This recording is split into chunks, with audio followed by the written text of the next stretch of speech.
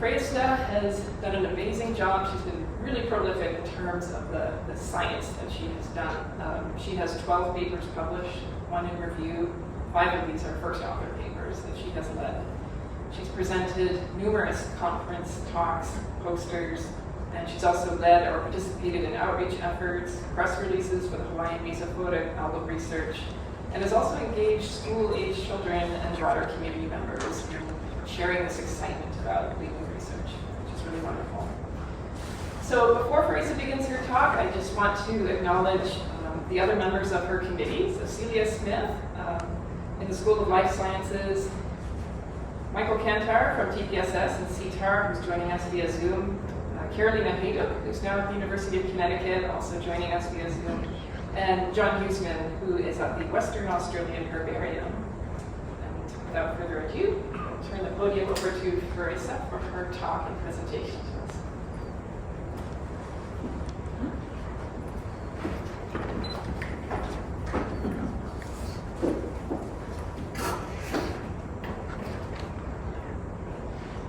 I have a stuff tool.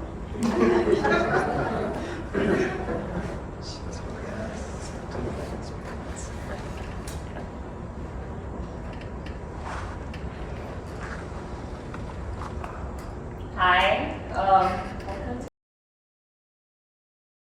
to my dissertation defense on illuminating the Hawaiian red blades. The Mesophotic red blades. I am Feresa. I'm a child of the Pacific. I come from a lineage of Visayan fisherfolk in the island of Cebu, Philippines, and my journey brought me to Hawaii to study and immerse myself in something that both our islands treasure and love, and that is to gather, cultivate, and to eat limu, or lumut, as we call it in Visaya. And here is a short outline of what I'll be covering today. I'll be talking about 3 main things for my introduction: water red blades, water Mesophotic ecosystems, and why we use genomic tools to understand them, and then talk about the 4 limu stories that I've gathered during the course of this dissertation that covers finding new species, new genus, and genomic novelties among these red blades. To then wrap up with conclusions.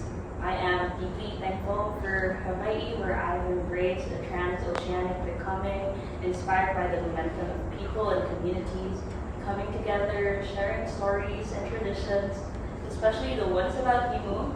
And so this work is a celebration of that spirit, and I'm grateful to everyone here for being red, showing up in pink, and being a part of it.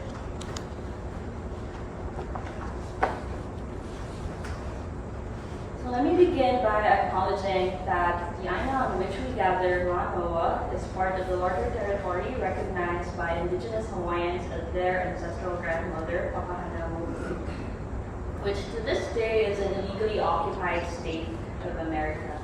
And I honor the ever-present limu on our tables, holding profound significance in the hearts of both Hawaiian and Filipino communities, symbolizing our collective sovereignty and sovereignty itself. I hold in high esteem the tradition of limu that's gathered and cultivated by our strong and divine wahine and mga babae who embody the power to resist, adapt, and co-create resilient communities. And speaking of strong and divine, this day especially we celebrate the legacy of Dr. Isabella Kaukea Yaoyang Ayona Abbott, first Kanaka Maoli wahine to receive a PhD, who dedicated her life to the study of limu, leaving countless foundations in limu research, describing over 200 limu species, and inspired so many others to shape the future of limu study and marine conservation. Her work is vital, upon which this dissertation truly flourished, and so we'll jump into what she has to say about these red blades. And that is that they are perhaps the most systematically difficult group of red algae that's remaining to be studied on the Pacific. And let's find out why. Red blades we recognize locally as Limu lepeohina, Limu huluhulu vaena, and Limu ikaha. They are characterized by this vibrant deepening to deep red colors and folios, sheet-like or expanded red blades. Red blades are part of the phylum Rhodophyta, or red algae. They are some of the oldest living eukaryotes with fossils that date back around 1.6 billion years. Understanding the diversity of these red blades, particularly in the orders Gigartonales and Halominales, can be extremely challenging. 42 species of the order Gigartonales are documented in Hawaii. In this study, we have a primary focus on red blade morphology that's found in the family Illuminating. On the other hand, there's 15 documented species of the order Halominales that are documented in Hawaii with 5 endemic species. When we say endemic, we mean that they are unique to the region and they're found here and nowhere else naturally. So the primary reason why these orders can be very challenging taxonomically is that the identification at the level of the genus of these marine red blades has been historically accomplished using the female reproductive structures. So when structures like the archegonial branch are not present, then it puts strong limits on the number of morphological characters that are available to distinguish species within the genus or even between orders. On top of that, they are remarkable shapeshifters. They demonstrate phenotypic plasticity by altering their morphology to thrive in various environments. And this adaptability is really one of the greatest cellular innovation, but also the most frustrating one as it leads to cryptic or hidden diversity. What happens is red blades that can appear very similar when they are in fact very different species, or they can appear very different when they are actually the same species. And a growing enthusiasm for lemur research persists in Hawaii, but interest is plumbing deeper from the familiar shores to the lesser explored Mesophotic ecosystems. And these are found at depths of 30 to over 150 meters. And in the past 2 decades, the investigations in these Mesophotic coral ecosystems really intensified due to the use of submersible, remote operated vehicles, and various diving technology that brought new opportunities for exploration. And with every opportunity, our lab and collaborators work on bringing back to surface these very rare and tantalizing collections of essentially unknown red blades. So the crux of this dissertation is that these red blades are a major component of the Mesophotic flora in Hawaii, many of which are undescribed or new to science. But how do we overcome the taxonomic challenges? As access to the ocean steppes becomes easier, so does our ability to explore and understand the biology. In the 21st century, advancements in DNA sequencing have revolutionized biological research. It is a major step forward that we can now dissect the molecular blueprints of these red blades and use that information in figuring out how they are related to one another and how they're also related to the other blades that we know around the Pacific. This dissertation also marks a shift between 2 generations of DNA sequencing, from Sanger sequencing, which can examine one DNA piece at a time at 800 base pair characters, which is good. It's useful for examining a specific gene, and in a way it's like getting one puzzle piece. Over time, sequencing costs have dropped dramatically, making it much cheaper for scientists to utilize the next generation sequencing, which has been in common use since 2005, although only with few labs or even the biopharma industries that can afford it. And so it's in 2022 when our lab started using them, as this also marks the rise of cost-effective next-generation sequencing platforms such as the Illumina that can read millions of short DNA pieces at the same time and allows for whole genome analysis. Now it's like seeing a 10,000-piece jigsaw puzzle at once at just roughly $100 for whole genome sequencing. They never thought 18 years ago that would cost $1 million. And these tools will help me tackle the taxonomic challenges of the red plates and thoroughly assess biodiversity using various mixed approaches. And they will all be reflected as we go along.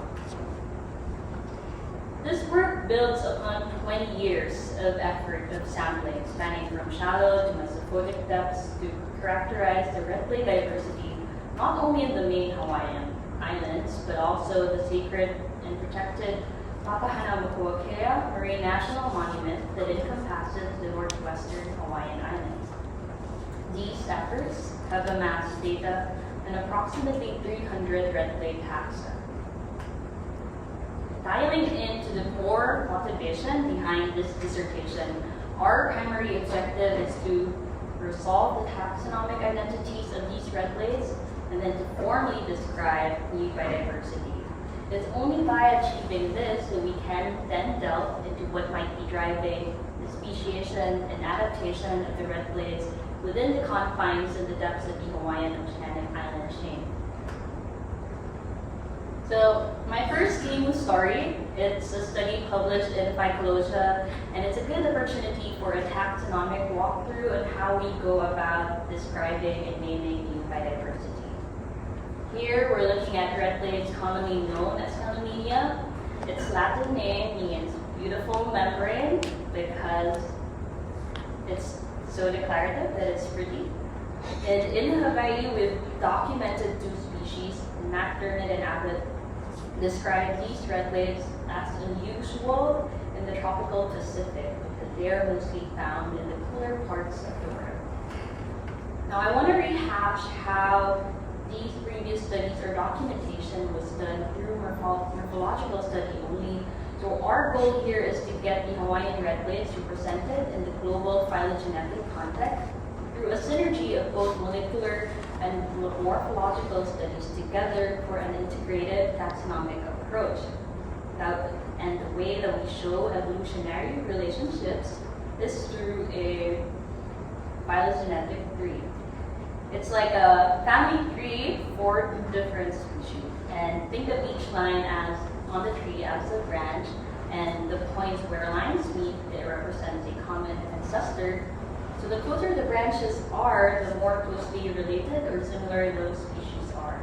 And in this context, we could say that Claperinia and Polystelia are sisters, and they're also closely related to Pugetia, which could be their cousin, but they're very distantly related to Saramenia lalamaula, which could be their distant auntie. And so our multi-gene phylogenetic analysis identified 4 unique genetic lineages of Hawaiian taxa within the genus Feresa of the family Illuminating, and they're all restricted to the Mesophotic. Our morphological investigations reveal that cryptic speciation is thoroughly widespread in the genus Feresa, such that it would be very impossible to distinguish them in the field. And so our further morphological investigation have allowed us to identify differences in their morphology and propose them as new species. To describe a species takes years, and by the time you've done the work, you put a lot of hope that not only these species descriptions make a dent in the enormous mountain of undescribed species that currently constitute the Hawaiian biodiversity, but also for these discoveries to be a huge source of local pride that bring together the community in protection of the reefs of which these algae are an integral part of. And so we gratefully acknowledge NOAA Papahanaumokuakea Native Hawaiian Cultural Working Group for their invaluable contributions and long-time collaboration in developing the names for the Hawaiian red plates. They really are the ones that crafted all these names to contain great meaning and power. So here are our new species. I'll take some live process here so we can all take them in. The first one is Feresa Kalauhakaway, which means the sacred leaf or plentifully sacred, as they are very abundant in the sacred Papahanaumokuakea. And the Lao in Kalakapu'e honors Auntie Laura Kalakapu Thompson and her influence and connections to Papahanaumokuakea. Next we have Feresa Hakoaveo, which means the vibrant limu entwined with pukuakua found in the cool, deep waters. The Hau in Hakoaveo honors Uncle Skippy Howe for his lifetime dedication to the ocean and his community. Next we have Porysetia ohelo uli uli, which means the dark and vibrant ohelo, or algae with no known species attached to it. Ohelo uli uli also describes the color of the limu that is similar to ohelo berries, or Vaccinium reticulatum, that's endemic to Hawaii with its deep red color. Lastly, we have Porysetia pakaolapa, which means a sprawling tapered limu that is found on the ridge at Papahanaumokuakea. Okay, moving on to our second limu story. It is a study that is recently published in the Journal of Phycology, and here we concentrate on our deepest red blade collection that belongs to the order Gigartinales, with taxa that resides at a depth of 201 meters. That depth even beyond the traditional range of Mesophotic ecosystems, and really underscores that need to move the concept of Mesophotic ecosystem beyond just depth limits and more towards biological factors such as community composition or its drivers like light or nutrients. So we use the same approaches as the last study, but on top of that, we also reconstructed and characterized the chloroplast and mitochondrial genomes for this discovery using NGS data. And to do that, we use a de novo assembler called Novoplasty that starts with a seed sequence, or a known piece of the genome, like the RBCL in the chloroplast or the COX1 in the mitochondria. Then it builds the rest of the genome around it, gradually filling in the missing parts until the whole genome is reconstructed. Our multi-gene phylogenetic analysis confirmed a distinct lineage of Hawaiian Mesophotic algae. Molecular distances between this new lineage and other genera are notably high, suggesting the possibility of a new genus within our findings. And our assembled and annotated chloroplast and mitochondrial organelle genome further supports this. The chloroplast genome is remarkable for its size, being the largest in the order Gigartinales, that is on average just 175,000 base pair. And what we have here is a 206,000 base pair genome. Moreover, it also is the second largest among published Chloridophyceae genomes, and this size is facilitated by intronic genes. The two key components we see in these kinds of genes are that they are composed of exons and introns.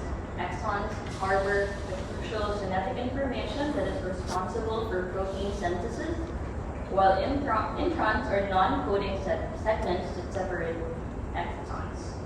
So what happens is the entire gene, including both introns and exons, they are initially transcribed into a precursor mRNA molecule.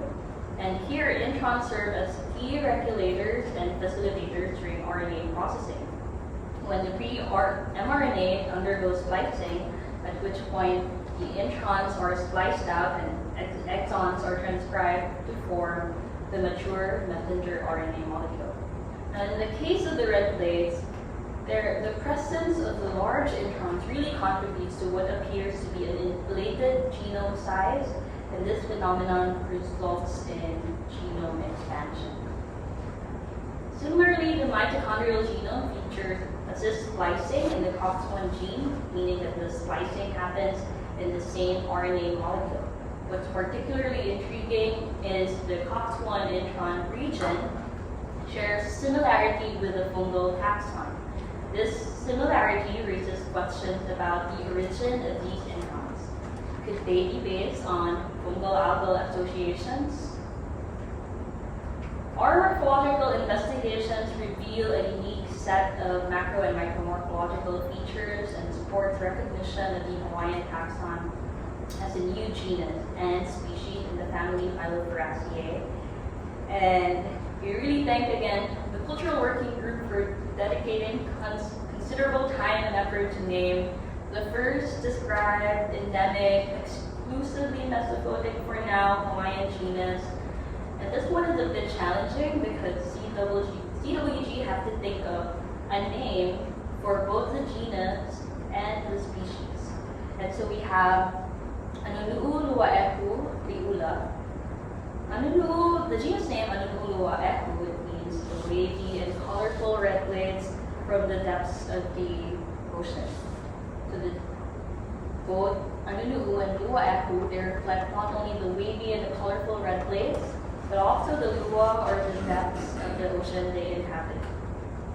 Similarly, the species name means Li'ula, means twilight or dusk, and it refers to its presence in the Mesophotic reef, which is often referred to as the coral reef twilight zone. Li is short for Limu, which is it's like a fun wordplay that they made, making Li'ula synonymous with Limu'ula or red algae. Moving on, our third Limu story, it's a study submitted to a journal somewhere. And now we are going to take a similar approach as the last chapter, but we do more than generating the genomes. We also use them to resolve the taxonomy. And that is possible when we have a phylogenomic framework or points of comparison. Luckily, we do for this study. It focuses on the order Helminiales, which have 11 published chloroplast genomes that were heavily generated due to biotechnological interest that emphasizes the economic importance of these red blades that have been woven into our medicine and fruit production. And also these echoes the Hawaiians' traditional use of Limu. With this approach, otherwise known as taxogenomics, we can use whole genome frameworks into taxonomy. Now, our subjects here are two very different looking red blades. We have a deep violet blade and a bright pink blade. What's even more perplexing is that their distribution encompasses Mesophotic reefs with different environmental conditions. We find the pink blade in the more colder Papahanam Hawaiian Marine National Monument, where there's a lot more current velocity and close to zero human populations. The deep violet blade we see in the warmer main Hawaiian islands with more stagnant current speeds, at least at Hawaiian, where they were collected, and much more human population, which could mean more nutrients too. Our initial phylogenetic analyses hinted at two lineages within the genus Amathea. However, our custom-wide phylogeny, which is based on MOB, show full support that the Hawaiian Amathea taxa are only one single species, and through MOB, we can also see if there were big changes like gene rearrangements through its evolution. In this context, conserved evolution with the Helminiales can be inferred as we've identified these locally collinear colored blocks or regions of genome that align well across different species. If we put these trees side by side, we really see the efficacy of taxogenomics in clarifying cryptic diversity. After going from using a single gene versus the whole chloroplast, we have way more robust support for every relationship in the chloroplast tree. Of course, you see the difference is that we have way more points of comparison for using a single gene because they're easy to generate and they are way more economic for most countries. And though I think moving forward, I think the way we future-proof our taxonomy is using whole genome frameworks, whether it be the chloroplast, the mitochondria, or both. or even the nuclear genome. And this taxa also stands out morphologically compared to its specific counterparts that we propose this lineage as a new species. And we want to thank Robert Conan in helping us name this Himu Amatea Mahilani, which is in honor of Uncle Jerry Leroy Mahilani Kaluhipa, also known as Na Koa Himu, for his role in conserving Hawaiian biodiversity and traditional values, emphasizing cultural stewardship. For our last study, we are heading in a surprising direction. It's crucial to highlight here that the Mesophotic red lakes are non-model species. As in science, they are not commonly studied because they're difficult to work with, they're hard to access. However, they are the perfect emerging systems to explore a wide range of biological questions. And by expanding genomic resources, I can uncover new insights, generate fresh hypotheses about these algae. In this study, I challenged the traditional understanding of mitochondria, the powerhouse of the cell, specifically its genomic structure, which is that they have this master circle structures, which have been commonly reported for so many decades in the mitochondria of plants, and it is known for their stability and efficient replication. However, certain deviations challenge this norm, particularly some green algal species are documented to have linear genomes. And recently, unicellular red algae within the style Nematophyceae possess multipartite circular mitochondrial genomes referred to as mini circles. And this recognition of algal mitochondrial complexity really highlights the need for further exploration, especially within Rhodophyta, considering the potential for forms beyond the simple master circle of mitochondria. So my reconstructions of mitochondrial genome from Mesophotic Illuminating revealed diverse structures, including not only a master circle genome structure, but also a tripartite mitochondrial genome that you mostly see in a chloroplast, and a stem loop mitochondrial genome, as well as a linear mitochondrial genome. This discovery represents a significant advancement in our understanding of mitogenomic diversity and suggests the presence of genetic recombination events, or events where there are a lot of exchange of genetic material. And these hotspots of recombination events within the mitochondrial DNA often occur in regions containing introns. It's only in this order that we find so much long intronic insertions in their OX1 gene, but one other order who have this same intronic insertions we find in one of the basal algal lineages, Banjales. And then a variety of repetitive elements were also identified in many of these Halominales.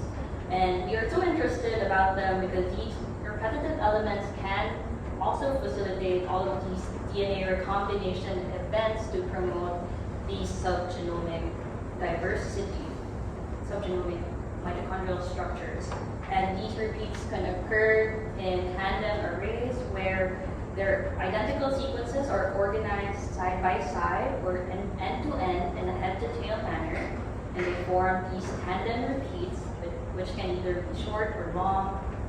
Alternatively, if the repetitive elements may be dispersed throughout the genome, they are called dispersed repeats and can be either direct, which means they are repeated in the same direction, or palindromic, meaning they are repeated in opposite orientations. And all of these we find to be very abundant among Halominales, especially the inverted repeats or palindromic versions.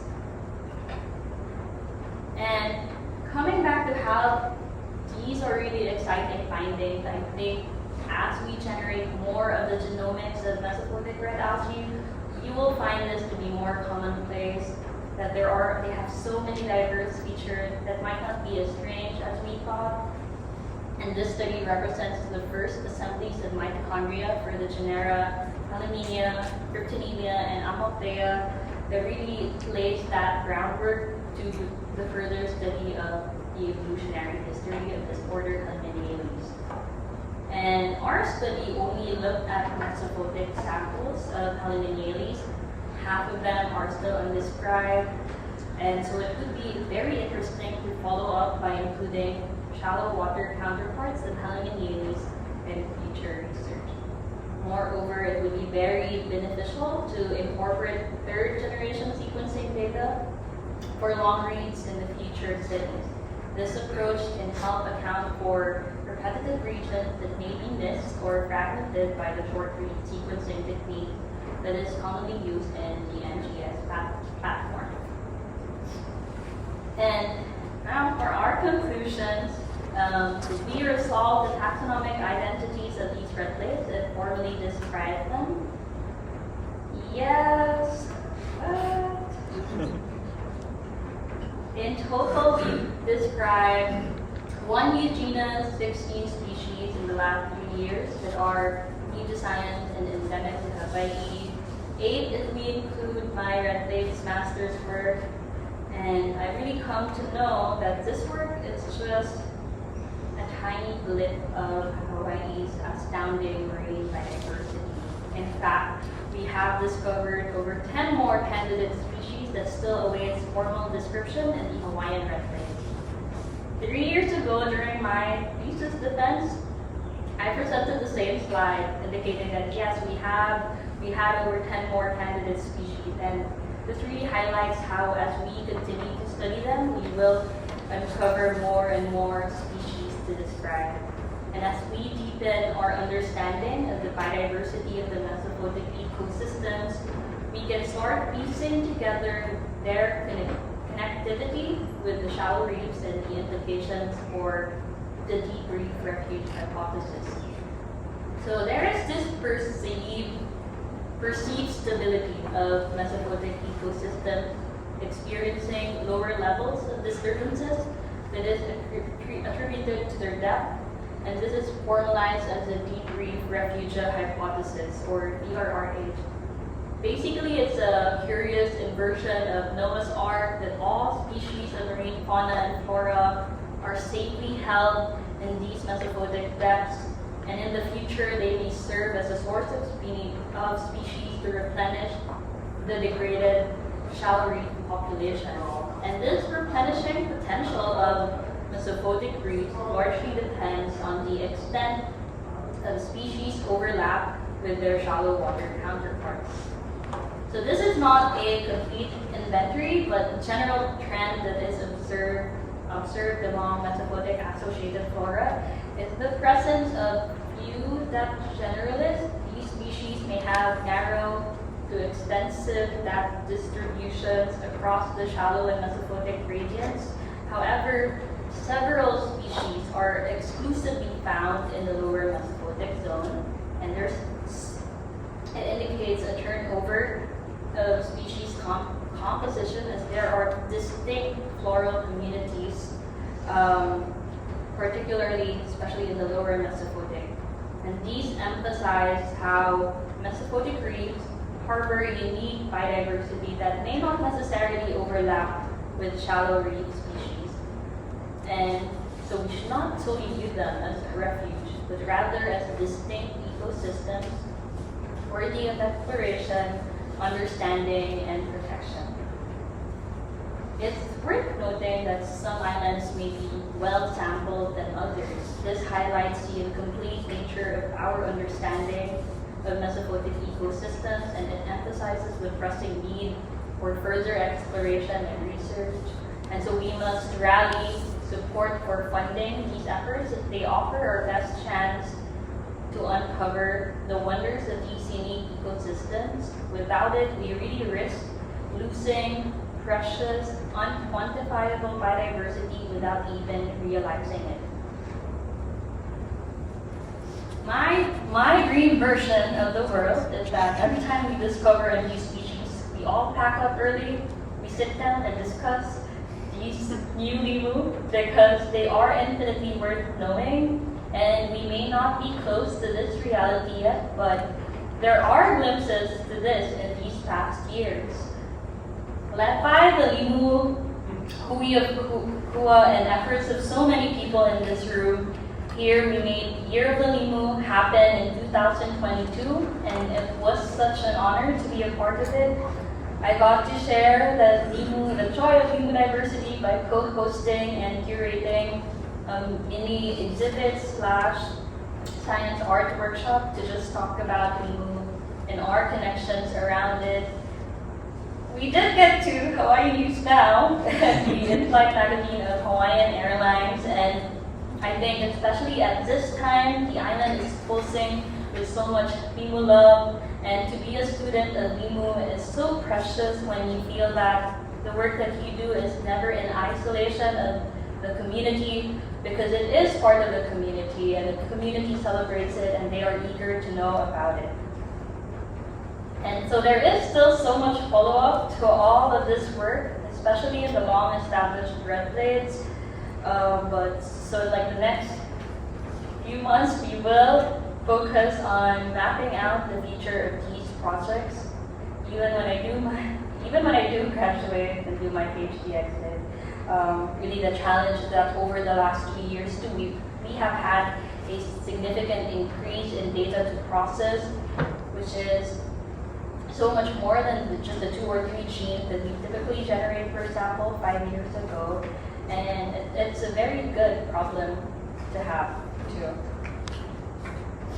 And did we find clues to their speciation and adaptation? Yes, indeed. Apart from the rare and intriguing forms of red blades with thin sheets and thick spikes and cold baths that hints at their remarkable adaptability, we've also observed loaded genomes that resulted from these intronic genes, which contributes to a genomic expansion. In fact, we published the 2nd largest chloroplast genome among Feresa, and if published, Amalthea to this date would have the largest mitochondrial genome among Feresa.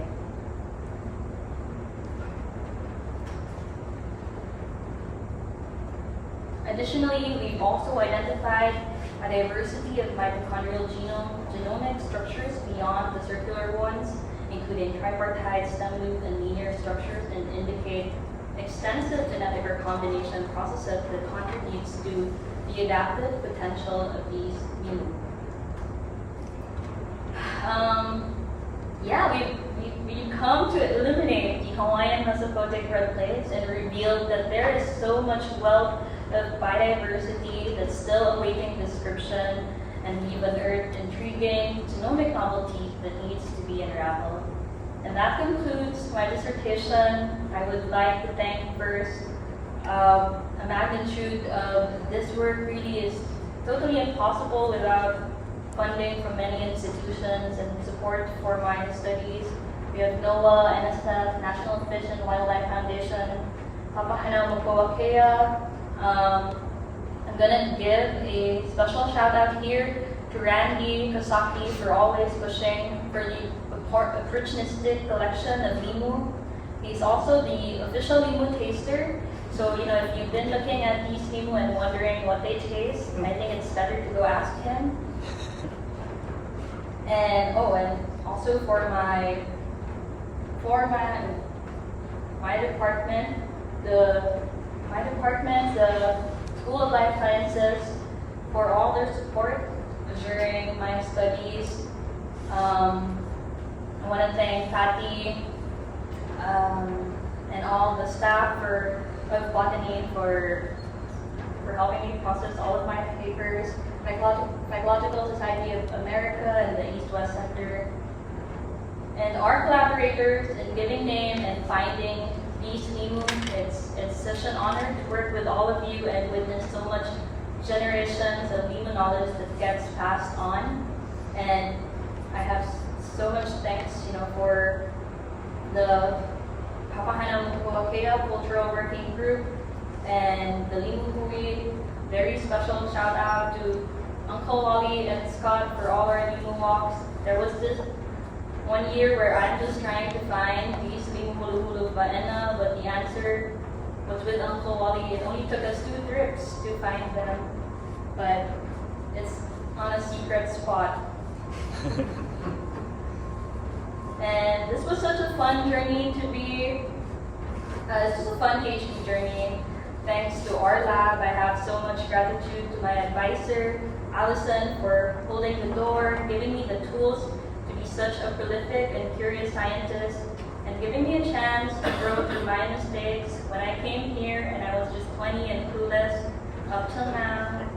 And to the past and present lab members, Monica, Rachel, for being the mom manager in the lab. For Jimmy, who makes our lab smell like fresh bread and fresh coffee. Kazumi, who entrusts the molecular work so I could write more. For Van, Sophie, Maria, for all being so kind and passionate about all this LIMU work, and for listening to all of my LIMU frustrations. Also the lab next door, y'all made going to like 6th floor fun, and yeah, it was so cool to be students at LIMU with all of you and all of the rest of 6th floor, Mitsuko, Peter. It's fun because I've never seen any other people in the 6th floor. No one gets lost there at the same time. So it's, all these 5.5 years, you're the only people I saw there. Although I'm away from home, I am also never away from family. I thank my Tita Lynn and Tito Sonny for all the holidays that they've adopted me and all the happy moments we share. Tita Eva and Tita Kurt for cooking so much Filipino food so that we are less homesick. And they also insisted that there must be food today, so before you go home, like Tita Kurt made oatmeal cookies, so you have to get them before you go in. Then Tito Clint and Tita Josie for moving me out of the dorms during the pandemic, and I lived with them for 2 years in the beautiful Manoa, and we've had such a wonderful time just being there for each other. Oh, and for all of my friends who make me call this island home, Abby, Victor, Diane, Maria, Jack, there's so many of you, and all the community work that we've done to make our Filipino communities way stronger and fight for our values. All my friends back home who still always calls me up to see if I'm alive. For Pete, my boyfriend, for all your love and support despite our distance, and for flying out here. And the heart of all this hard work really is to my family, especially to my parents, my mama and papa. They're so cheesy, they combined their names and then they gave it to me. So Feresa is like a combined name of Teresita and Ferdinand. And I'm so grateful for all the sacrifices they made for their most stubborn child, which is me, for always doing the working class best to really help me pursue whatever it is that I wanted. And I was also raised in like a compound, so I have so many mothers and fathers who raised me. I get passed around with so much abundance of love and care. And so I thank my Mama Lisa, Mama Cindy, Mama Els, Mama Nanit, Lola Judith, Lola Esther, Lolo Max, Papa Ray, Papa Maui. I love you all and I hope I make you proud. Thank you.